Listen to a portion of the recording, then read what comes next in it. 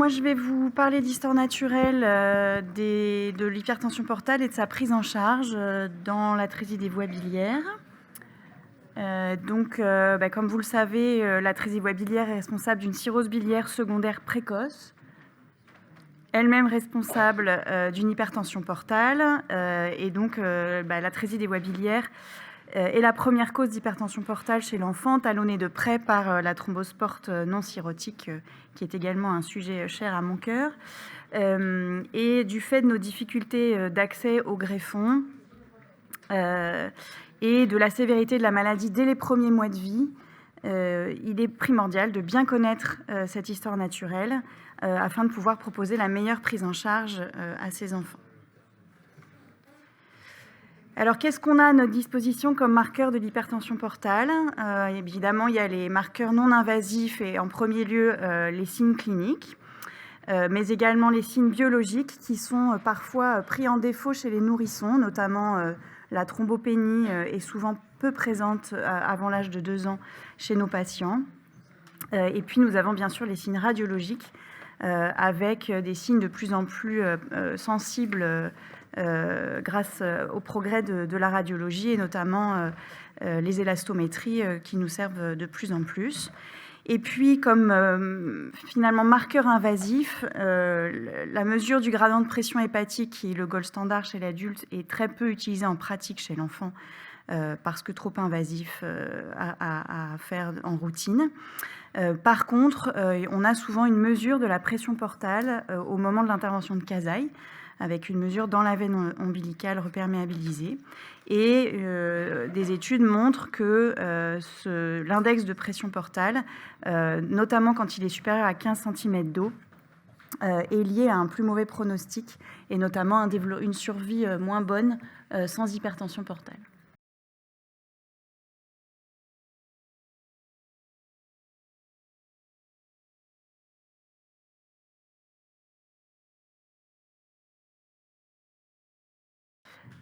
Voilà, plus d'hypertension portale si cet index est supérieur à 15 cm d'eau. Et puis bien sûr, il y a l'endoscopie digestive haute, dont on va largement reparler. Alors, qui dit hypertension portale dit risque hémorragique, et donc c'est surtout sur ça que je vais me concentrer dans cette présentation. 15 à 30% des enfants vont présenter une hémorragie digestive à un âge médian de 15 mois à 2 ans dans nos populations, si on laisse la maladie évoluer naturellement. Et cette hémorragie digestive aura une morbimortalité de 10 à 15% selon les études, si on cumule les décès avec les transplantations hépatiques en urgence. Et la morbidité sera des décompensations de la cirrhose avec de l'acide, des infections du liquide acide ou dyssepticémie, poussée de nécrose et parfois même défaillance multiviscérale et décès. Les facteurs de risque associés, en tout cas dans notre cohorte, à ce risque hémorragique sont une décompensation acidique, l'ETP, enfin la fonction hépatocellulaire, et la taille et la présence et la taille des varices œsophagiennes sur une première endoscopie, et ainsi que la présence de varices sous-cardiales.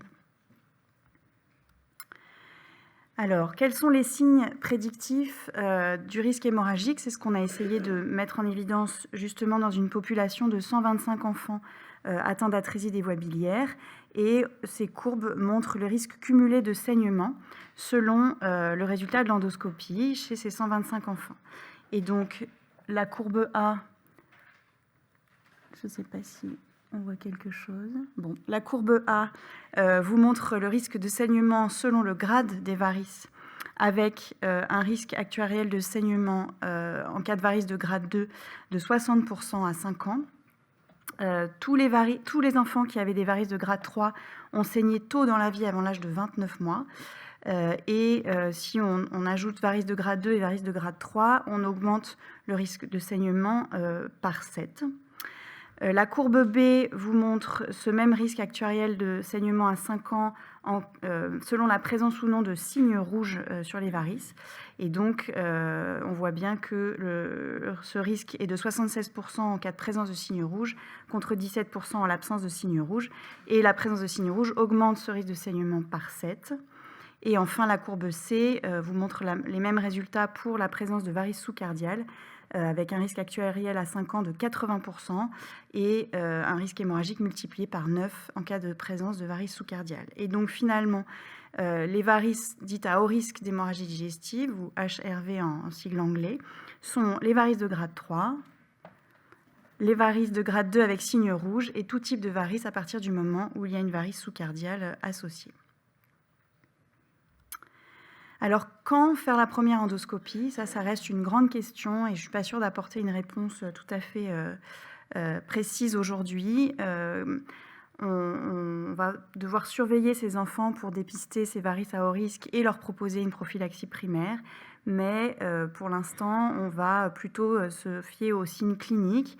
Alors bien sûr, on peut utiliser la pression portale quand elle est disponible au moment du casaille, et donc se dire que si la pression portale au moment du casaille était supérieure à 15 cm d'eau, que les enfants ont un échec de l'intervention de casaille et donc un taux de bilirubine élevé, et qu'ils ont des signes de décompensation de cirrhose et notamment de l'acide, ça nous encouragera à faire cette endoscopie le plus tôt possible, généralement entre 6 mois et 1 an.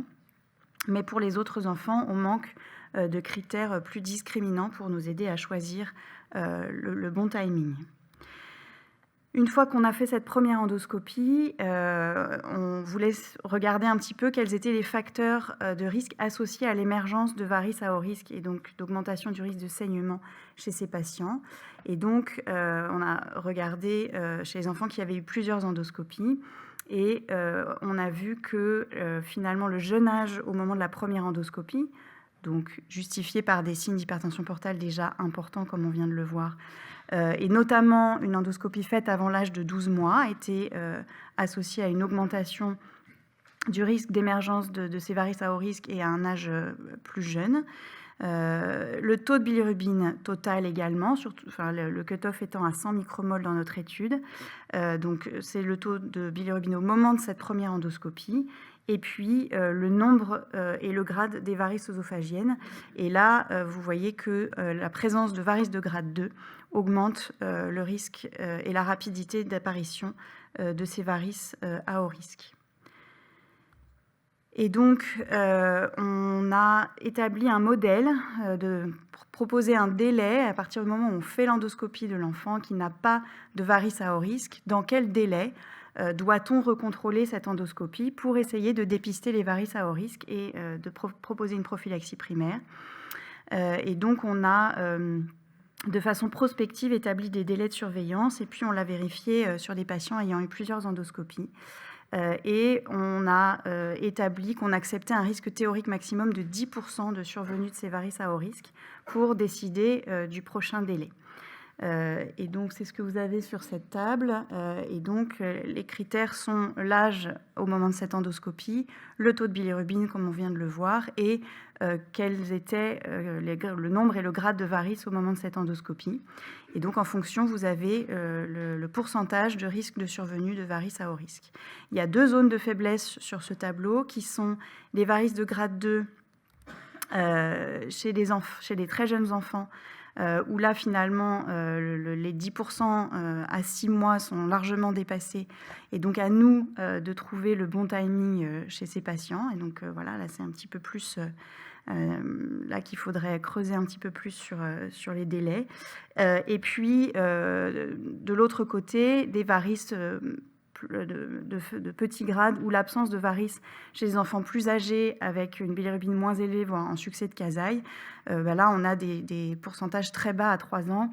Et donc là, probablement, les contrôles peuvent être espacés, mais on n'a pas non plus de délai précis à proposer pour le moment.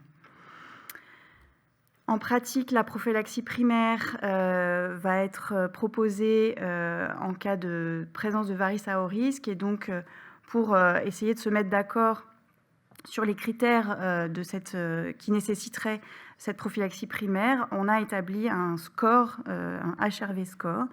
Et donc, on donne 1 point aux varices de grade 1, 2 points aux varices de grade 2, 3 points aux varices de grade 3, 1 point en cas de signe rouge et 1 point en cas de varices sous-cardiales. Et tout score supérieur ou égal à 3 est une indication à proposer une prophylaxie primaire au moins endoscopique.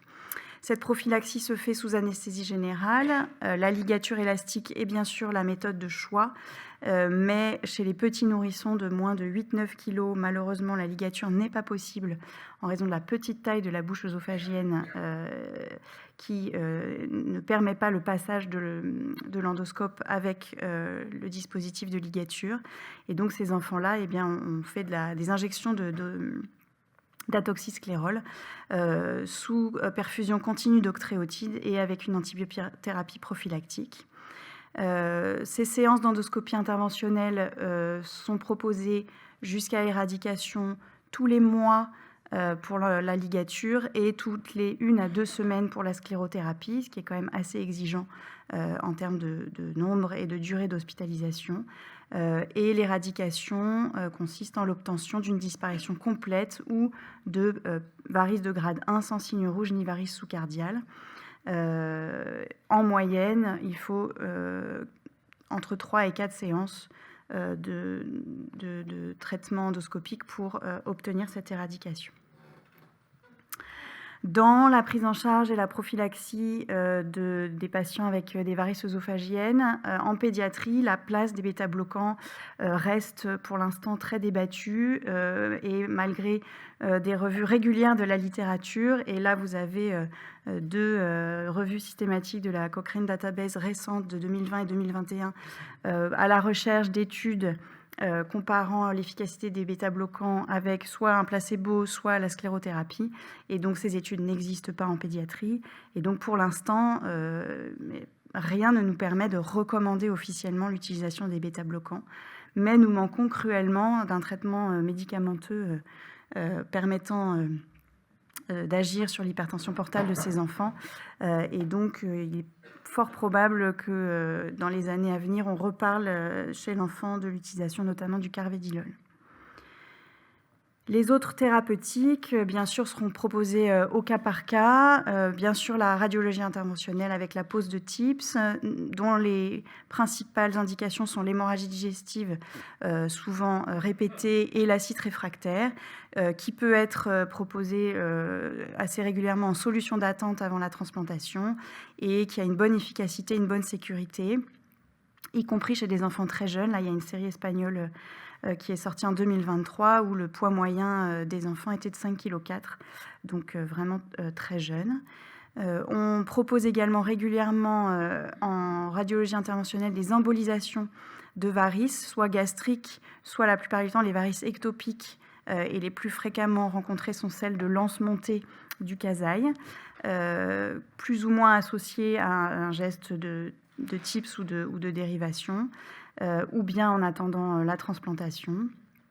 On propose aussi, moins pour les hémorragies digestives, mais pour des hypersplénismes importants chez des enfants dont on a réussi à éradiquer les varices œsophagiennes, des embolisations des branches de l'artère splénique. Et donc, pour reprendre les mots d'Olivier hier, il s'agit quand même d'un traitement qui secoue. Et donc, on le propose vraiment quand on n'a pas tellement d'autres alternatives à part la transplantation et que les enfants ont une cirrhose plutôt compensée. Et puis la dérivation portosystémique chirurgicale. Donc là, j'ai repris une série de Bicêtre publiée en 2019, où finalement les enfants qui avaient qui avaient eu une dérivation portosystémique depuis 1984, c'est-à-dire depuis l'existence de la transplantation hépatique chez l'enfant, représentaient 4% des enfants qui avaient eu un Casaille. 82% d'entre eux avaient eu cette dérivation pour des épisodes d'hémorragie digestive et dont la médiane était de 2 saignements minimum par enfant. Les résultats sont plutôt bons avec une bonne survie et la médiane de délai avant la transplantation, donc ça permettait de repousser la TH d'environ 11 ans en médiane. Et puis bien sûr, la transplantation hépatique dont l'atrésie biliaire reste chez l'enfant la première indication. Donc en conclusion, on connaît quand même plutôt bien l'histoire naturelle de l'hypertension portale et l'émergence des varices à haut risque dans la population de nos enfants atteints d'atrésie des voies biliaires. Et on peut leur proposer une prophylaxie primaire de façon efficace et plutôt sûre. Cependant, l'hypertension portale se développe d'autant plus vite que l'enfant est jeune, en échec de Kasai, et peuvent développer des hémorragies digestives dont la morbimortalité n'est pas négligeable. Et ce sont ces petits enfants très sévères pour lesquels il faut qu'on essaye de développer des axes d'amélioration de la prise en charge, parce que ce sont aussi eux qui ont le plus de difficultés d'accès au greffon, parce que leurs vaisseaux sont petits, parce qu'il faut un greffon de petite taille. Et ce sont aussi eux à qui on ne peut pas proposer la ligature élastique, qui est quand même moins pourvoyeuse d'hémorragie digestive. Donc voilà, il faut qu'on concentre nos efforts aussi pour leur proposer une meilleure prise en charge. Et puis, il faut aussi qu'on développe des outils pour mieux définir l'indication et l'âge à la première endoscopie, afin de ne pas rater les varices à haut risque, mais aussi d'éviter des fibroscopies inutiles et donc des anesthésies générales inutiles chez ces enfants, notamment pour les enfants en succès de Kasai, et puis pour tous les enfants atteints d'atrésie des voies biliaires. Et donc, il y a des paramètres cardiaques, puisque pas mal d'enfants développent une cardiopathie de la cirrhose et de l'hypertension portale. Et donc, il y a des paramètres cardiaques qui sont en cours d'évaluation et qu'on espère pouvoir vous présenter prochainement pour nous aider à déterminer l'âge à cette première endoscopie. Voilà, je vous remercie.